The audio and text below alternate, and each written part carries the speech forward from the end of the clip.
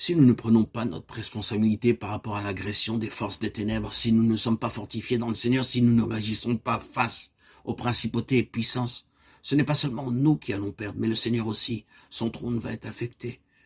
Il nous a fait maintenant, en un sens, responsables de l'issue finale, et cette issue n'a rien de personnel, mais elle est définitivement collective et corporative. Ainsi, il doit y avoir un peuple qui a vu les enjeux immenses de ce qui est présenté dans l'Épître aux Éphésiens. Ces conseils éternels de Dieu concernant le Seigneur Jésus-Christ et la place qui est donnée à l'Église par rapport à ce dessein. Et quant à son aboutissement, cette compagnie qui a dépassé le stade de gratification personnelle et qui est maintenant totalement consacrée au Seigneur et au dessein de Dieu, le concernant, et qui a compris que la responsabilité lui est échue. Il ne faut pas être des chrétiens ordinaires, mais nous devons réaliser que Dieu doit avoir une compagnie qui lui soit ordonnée, donnée, au sein même de la moyenne et de la médiocrité, et qui répond aux hommes forts de David, et ceci afin de s'approprier l'issue ultime de la souveraineté de Christ. C'est ce que je ressens comme étant la parole du Seigneur pour nous maintenant. Le Seigneur est impliqué dans ces batailles dans lesquelles nous sommes précipités. Elles ne sont pas uniquement nos batailles, ce sont les batailles du Seigneur. Il y a des situations et des positions qui se présentent et qui sont gigantesques, et elles peuvent être paralysantes. Lorsque Goliath s'avançait, le peuple était littéralement paralysé. Si bien, sur le fait de se sauver devant l'ennemi peut être considéré comme une paralysie, mais toutes leurs forces les quittèrent devant la démonstration du géant. Nous pouvons être pétrifiés par certaines des situations provoquées par l'ennemi, déployées pour éprouver la foi. Quelle sera l'issue de ces situations? Un des facteurs décisifs est de porter nos yeux, soit sur nous-mêmes ou bien sur le Seigneur. Si nous nous apitoyons sur notre sort, si nous nous abaissons à notre propre niveau, ce qui est exactement ce que l'ennemi recherche à faire, ou bien si nous disons, eh bien, le nom et l'honneur du Seigneur sont en jeu ici. La véritable cause, c'est la souveraineté, la seigneurie, l'ascendance du Seigneur. Et comme ces hommes forts l'ont fait alors, faire face à la situation sur ce plan. Ils n'attendaient pas toujours que ce soit les ennemis qui commencent les hostilités.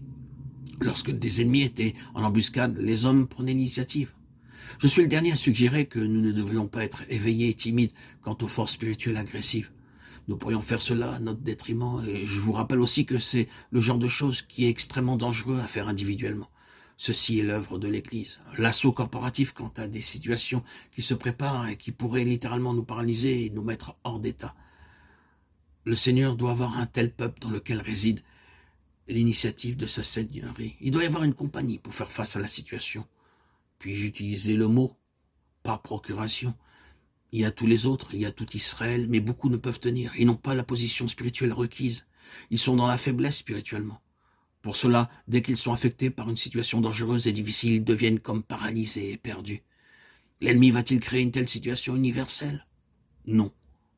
Pour la cause de l'Église, il doit y avoir ceux qui prennent la position des hommes forts par procuration pour la cause commune. Les forts pour porter les fardeaux des faibles, pour prendre l'initiative à cause d'eux et pour la cause de l'Église.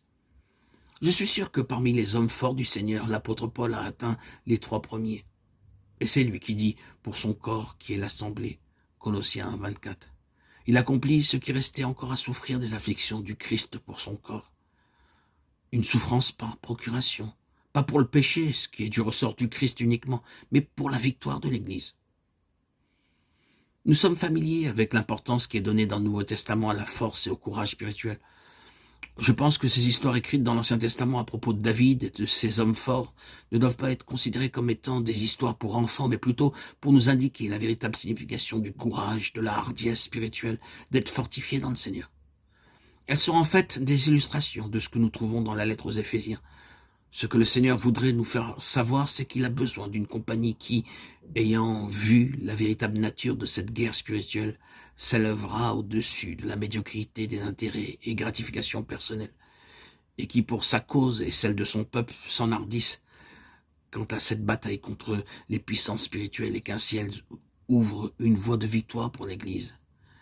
Frères et sœurs bien-aimés en Christ, que la victoire puisse nous être accordée, que la hardiesse et la force spirituelle puissent nous être données en communion avec le Saint-Esprit. Gloire à Dieu au plus haut des cieux et paix sur la terre aux hommes qui l'aiment à toi, Seigneur, tout honneur, toute gloire pour les siècles des siècles. Amen. Alléluia. Gloire à Dieu. Gloire à Dieu.